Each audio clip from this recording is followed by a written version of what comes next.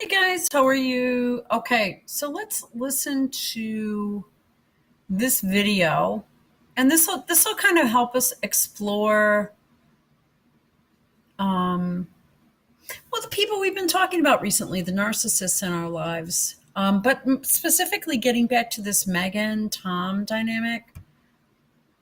Let's start from the beginning.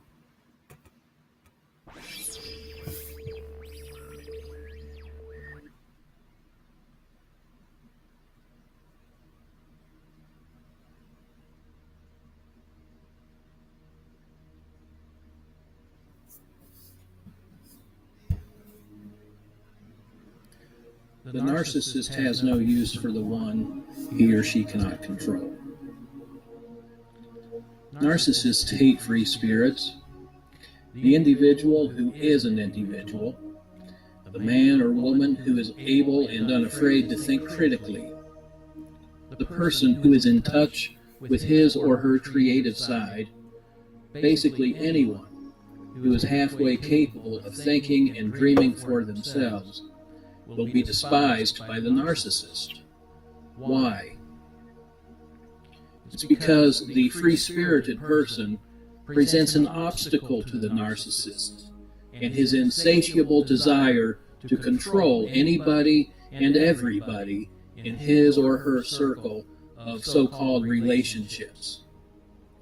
A so-called relationship with a narcissist is no relationship at all. There's nothing mutual about it. It is a form of slavery. It is master to servant. It is superior to inferior. It is controller to controllee. It's not much different than the relationship a farmer has with an ox, a rancher has with a horse, or a machinist has with a press. If you provide the narcissist in your life the control they desire, they will be more than happy to maintain a, quote, relationship with you. If you do not give the narc in your life the control they desire, expect to be the target of their rage, or if you're lucky, abandonment. Yep. I say if you're lucky because many narcs seek to destroy the ones that they cannot control. I've personally discovered that most narcissists are more than happy to maintain a phony relationship with you if only you will provide them a single pearl or two of your own soul, flesh, or finances that they can trample on. You know, like the swine Jesus warned us about in Matthew chapter 7. Even if you decide to hand little parts of yourself over to the narc in your life, even a pearl at a time, you will still eventually find the core of your soul trampled underfoot by the narc and his or her minions. But hey, in the meantime, you can at least pretend you're enjoying a relationship with them, right? Let me make this point clear to you, and this is something I have to continually and repeatedly make to my own soul. If the narc in your life can't control you, you mean nothing to them. They don't love you, and they do not care for you. When I say you, I mean the real you. I mean the things about your personality, life, and spirit that define the true you, the things that make you who you are and what you are. The narcissist could care less about those things. Their so-called love for you extends to the level with which they can derive a use from you, like the farmer loves his ox, or a rancher loves his or her horse, or someone may love their new car.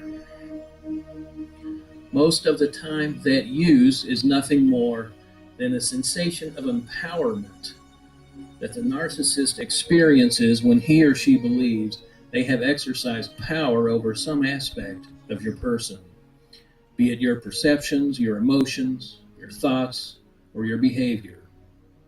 Sometimes that use is the enhancement of the narcissist's own image for the benefit of those he or she is attempting to impress, much like a prop in a staged production.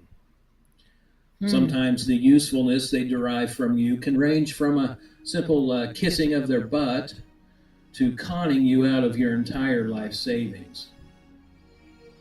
Either way, any relationship you have with a narcissist will always, and I must emphasize always, be built upon their ability to control and exploit some, if not all, aspects of your life. I believe 2 Peter 2:3 words this better than any psychology manual when it states that false messengers, which perfectly describes the narcissist, will attempt to make merchandise of you. If they cannot control you and subsequently exploit you, you mean nothing to them.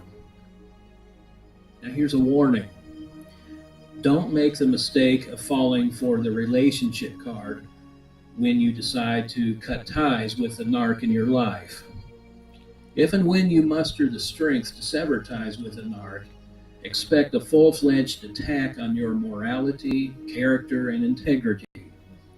Much of that will be centered on your unwillingness to enjoin yourself to the narc. You will be the one accused of a callous refusal to maintain relations with one so loving and kind as the narc in your life.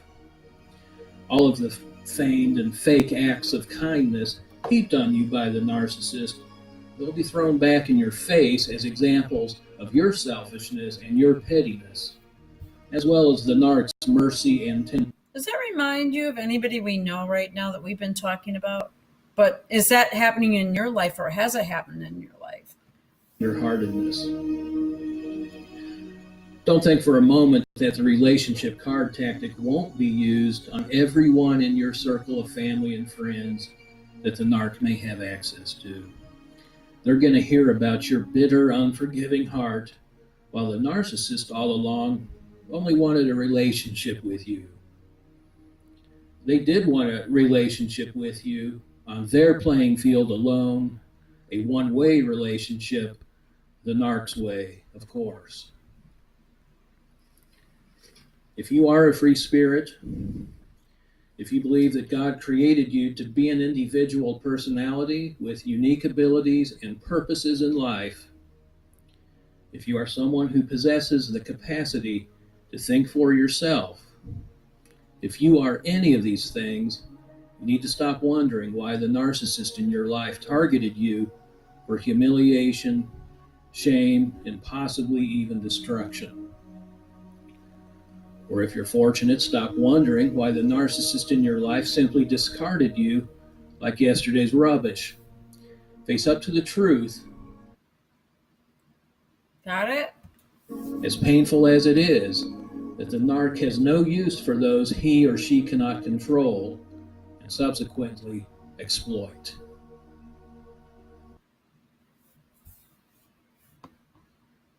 Hmm. Interesting, isn't it?